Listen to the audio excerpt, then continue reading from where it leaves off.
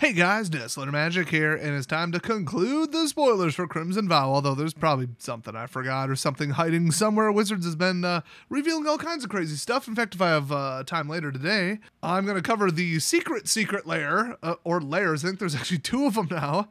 They're now turning secret layers into lottery tickets, basically, because you can sometimes get, I guess, a card printed backwards, serialized like XX out of 100. God, I hope that's a supplemental, because I wanted the card the way I ordered it, which is forwards. Of course, I say that figuratively. I would never, nor have I ever ordered one of these, but that's for the upcoming video. But oh my God, watch for that. It is going to be wild. So let's just jump into the only remaining thing, which is the other commander deck. So we've got the front man himself, Strefon, Morer Progenitor. I thought I knew all the Vampire House names, but Morer is new to me. I mean, I haven't played during original Innistrad, so in Shadows, I don't remember half the vampire names coming up, to be honest. Well, anyway, he's a black-red forecast 3/2 vampire noble legendary creature, of course, with flying, and at the beginning of your end step, create a blood token for each player who lost life this turn. So definitely big multiplayer card, but you know, duh. It's funny that multiplayer commander took off so much because the game is just so at a fundamental level not designed to be multiplayer.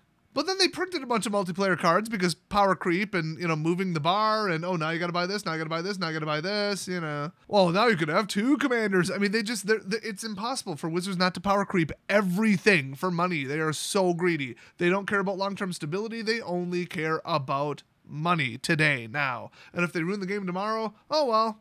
Unbelievable. Well, this is the least egregious of it. I just wanted to mention that. The whole each player, each opponent. Yeah, okay, we know what you're getting at. I mean, on the flip side, you could see them as, oh, they're tailoring cards to what people already play, which is multiplayer. They're trying to make it actually more fair, more functional, and make it actually work, so. Whatever side you're on, I just wanted to throw that out there. So, the rest of the card says, whenever Strefon attacks, you may sacrifice... Oh, that's weird. They didn't identify him by his entire title. I don't know if they've ever done that before. That's weird. You may sacrifice 2 blood tokens. If you do, you may put a vampire card from your hand on the battlefield tapped and attacking. It gains indestructible till end of turn, and then doesn't go away. Okay. So free casting, but you have to basically risk your commander. Because if they can block him in the air, he's a 3/2. He's dead. It's like, what's the absolute worst vampire you could drop in? I mean, really, it's just free casting with a limit put on it, and that limit is insane. I mean, out of all the creatures printed since the beginning of the game, what percentage are vampires? It's probably under 1%. So yeah, if they exclude 99% of creatures ever made, I'm almost fine with that. And it is a player skill heavy thing where it's like, well, do I maybe lose my commander, but then the one I drop in, which is probably more powerful, gains indestructible? Like, what's the future value? What could I pull? How good is this card? And is it going to get through? And does he have lifelink? And can he exile it? And you got to think of all this stuff. How many cards do they have in hand? How much mana is untapped? All this like player skill stuff to see if it's worth it to swing, and it still might backfire. I actually think this is a very well-designed card, believe it or not. So moving on to the rest of the deck, we've got Shadowgrange Archfiend. It's an 8/4 for 7. Hello, Black Demon, and when it enters the battlefield, each opponent sacrifices a creature with the greatest power among creatures they control. And do note that's opponents only, not you. And then you gain life equal to the greatest power among creatures sacrificed this way. Pretty nice. And then Madness 3, so if you were to discard him, like with a blood token, pay 8 life also, then you can cast him for that modified total cost. So 1, he has to be being discarded actively at that exact time. Then you have to pay 3 instead of 7, and then you have to pay 8 life. Then you get him in play. So interesting card. Next up we got Predator's Hour. It's a 2-cost black rare sorcery. Until end of turn, creatures you control gain menace, and whenever this creature deals combat damage to a player, exile the top card of that player's library face down. You may look at and play that card for as long as it remains exiled, and you may spend mana as though it were mana of any color to cast this spell. So creatures gain menace, and you can cast something you stole off their library. That is the weirdest combination of 2 things, but it's a lot of value for 2, so it's unpredictable, which makes it inherently unreliable, but like, you know, whatever. Next up, Imposing Grandeur. God, vampires are such douchebags. Like, look at this. Like, people from California don't sniff their own farts as hard as the people in this photo right here. Or the photo. I don't think that was a real photo. I'm no professional, but I think somebody drew that art. I don't think they posed for that. Anyway, it's a 5-cost red sorcery, and each player may discard their hand and draw cards equal to the greatest mana value of a commander they own on the battlefield or in the command zone. That is insane. I can see why they made that cost 5 because that is just nuts. Oh, and by the way, I can't wait for all those vampires and their douchey outfits and their stuck-up attitudes to burn to a crisp. Get them, Chandra. Next up, Scion of Opulence. It's a 3 cost 3/1, and whenever Scion of Opulence or another non-token vampire you control dies, hey, non-token, create a treasure token. Pay 1 red, sacrifice 2 artifacts, and exile the top card of your library. You may play that card this turn. Okay, I mean, you can pay 2 and just get the card permanently, but okay. Well, red's all about speeding things up despite this whole deck probably having an average CMC of like 3.5. Next up, Markov Enforcer. Finally, somebody with a cool weapon. It's a 6 cost double red 6/6 vampire soldier, and when it or another vampire enters the battlefield under control, token or otherwise, wish they were consistent, but hey, Markov Enforcer fights up to 1 target creature an opponent controls. Then whenever a creature dealt damage by Markov Enforcer this turn dies, create a blood token. So every time a guest shows up, he beats someone else over the head. That's, yeah, all right. I actually kind of like that. This is just like a funny card. Next up, Glass Heart, or Glass Cast Heart. Whatever it is, I don't know. I got distracted because I'm like, that shimmer and exact colors from Kaldheim. Did they recycle the art and just hope we wouldn't notice, or what's going on there? Okay, I actually like want to know what this is. Is it just a decoration, or is it some kind of incredibly important thing? My guess is decoration, but I don't know. It doesn't say like story spotlight because commander, but also it doesn't have any flavor text. I don't know. I'm just picturing some Beauty and the Beast thing with like the rose and all that.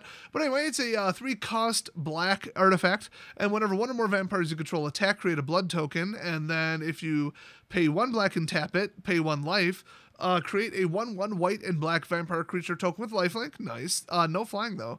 And if you pay 2 and tap it, sack it. And 13 blood tokens. Okay. Each opponent loses 13 life and you gain 13 life.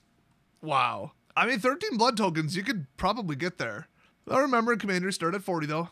Next up, Midnight Arsonist. It's a 4 cost 3/2 vampire, and when Midnight Arsonist enters the battlefield, destroy up to X target artifacts without mana abilities, because commander, where X is the number of vampires you control. Well, if commander decks had sideboards, I mean, this would be where you'd put it. Mainboarding this, I don't know. I mean, you'd have to really hope they are running equipment or artifact affinity or something.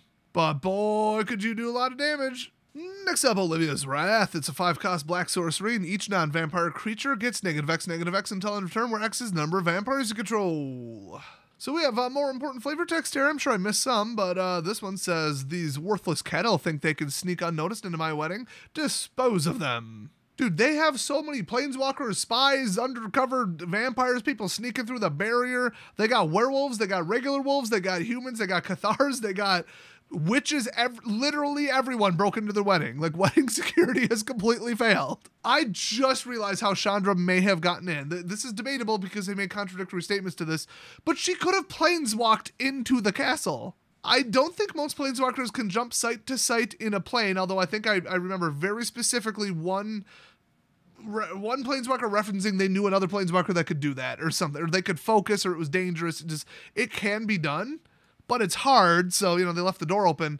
But we have more than a couple references of somebody like teleporting to a very specific city within Ravnica. Then again, city is like, the whole plane is a city, I think. But I thought one of them went straight to like Jace's sanctum and like met him there or something. Or I think somebody planeswalked directly into a tavern. That's a little specific. That's pretty pinpoint. Now, do you have to have been there before, or is there like scrying involved?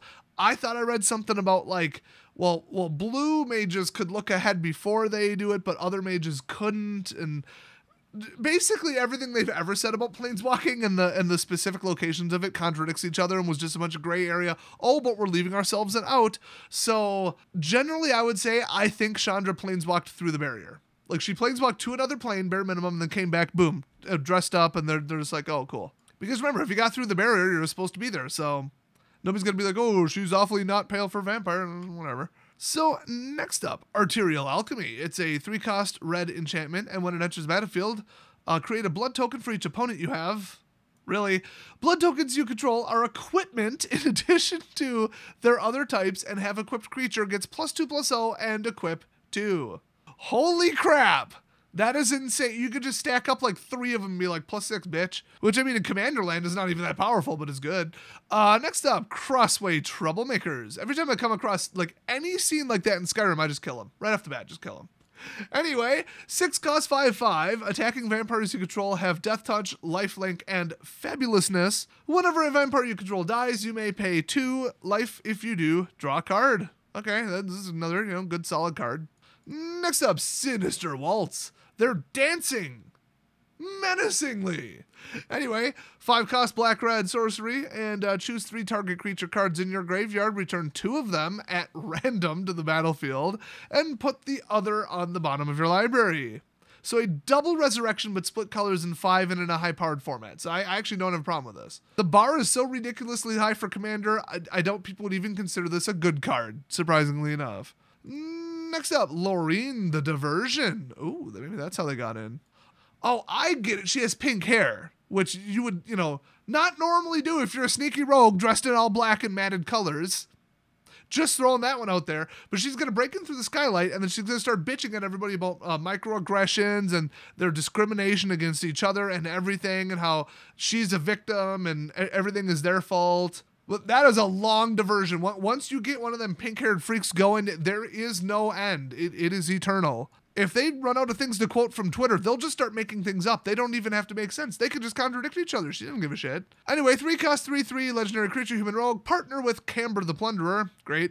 First strike, and if you pay 2, sacrifice an artifact or creature, goad target creature, which is until your next turn, that creature attacks each combat if able, and attacks a player other than you if able. I do love goad. It is really fun. And then we got Camber the Plunderer. Okay, he's a vampire rogue, she's a human rogue, and they're working together to get her inside the place because everybody would be distracted and you could steal everything. That's why he's hiding in a place with cobwebs, because that's where all the treasure is and that's where all the people aren't. Very clever, sir. So, Camber the Plunderer is a 4 cost, black 3/4 vampire rogue, legendary creature, partners with Loreen, obviously, lifelink, and whenever a creature dies, you gain 1 life and create a blood token. Okay, I mean, honestly, I kind of like them better than Mr. Free Casty Swing Guy. Because 1, there's 2 of them, and 2, that ability is insane. Next up, Timothar, Baron of Bats. Don't bring bats to a wedding, you freak. So it's a legendary creature, vampire, noble, mythic. Ooh, as if that means anything. 6 cost 4/4 with ward, discard a card. Never did like that, but whatever. Whenever another non-token vampire you control dies, you may pay 1 and exile it. If you do create a 1/1 black bat creature token with flying, it gains when this creature deals combat damage to a player. Sacrifice it, and return the exiled card to the battlefield tapped. Holy shit. So you put him in play, nothing can ever die. It's always coming back within probably a turn unless you can also kill the bat. That's batshit crazy. Nobody would believe me if I said that pun wasn't intended, so I'll just say it was. Oh, by the way, let's circle back to Camber here, so you can delete your comment. We've got Camber the Plunderer, and this one says whenever a creature dies. Then we've got the extended art version, which, where would you even get this? It's either printed one way or another. You can't have 2 of the same creature. You can't have 2 legendary creatures in the same commander deck. It must be in the set booster list, but it wasn't on the set booster list. But anyway, this version with the extended art is whenever a creature an opponent controls dies. Wait a minute, so 1 frame of the same card says whenever a creature dies, and another frame says whenever a creature an opponent controls dies. Boy, you just had to see this coming, that the fragmentation of all this bullshit, all these 50 different versions, extended art, borderless, and then the extended foil, and then the alternate showcase frame, and yeah, oops, you made a card change and didn't update them all, and now we've got misleading cards going out. Great, thanks. You wizards, get your shit together. Which one is real? I don't remember which one they said, and I didn't bookmark it, so I have a solution. Just don't buy this shit. Oh, and it looks like that is the end of those spoilers. So unless some really good-looking tokens come out with some wacky lands or something, that's pretty much it for the full spoilers, including the commander set. So thanks for watching, and watch hopefully later today or early tomorrow for the absolute craziest secret lair video ever. Thanks for watching, and I'll see you guys next time. Since I know Cinder Shadow always watches these to the end, Cinder, I love wood-related violence.